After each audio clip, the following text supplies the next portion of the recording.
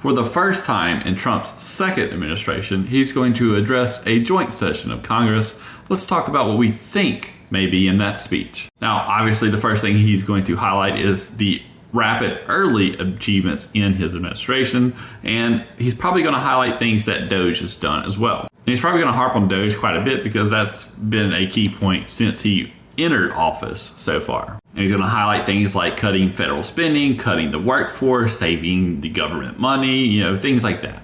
Obviously, he's going to talk about Ukraine and the policy shift away from the constant forever war. That is what everyone else has been trying to do in Ukraine, and trying to get to peace between Ukraine and Russia.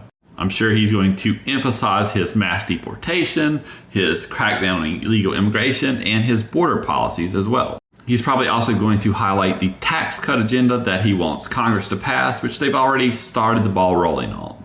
Now, as for the Democrats, they plan on bringing some fired federal workers in for this joint session of Congress, probably to, shade Trump and see what he's done to these people, sort of theatrics. It will be interesting how he approaches the geopolitical realignment that the United States is going through currently with, trade wars with Canada and Mexico when it comes to tariffs, trade wars with China, with Europe, everyone really when it comes to tariffs, with not backing Ukraine anymore, as well as just the domestic stuff that he has been doing in the last couple months. But I think it'll be interesting to actually watch the speech and see what he actually highlights and what is important to him, because I would have never expected things like, Mount Denali or Gulf of America being such a key point for this administration.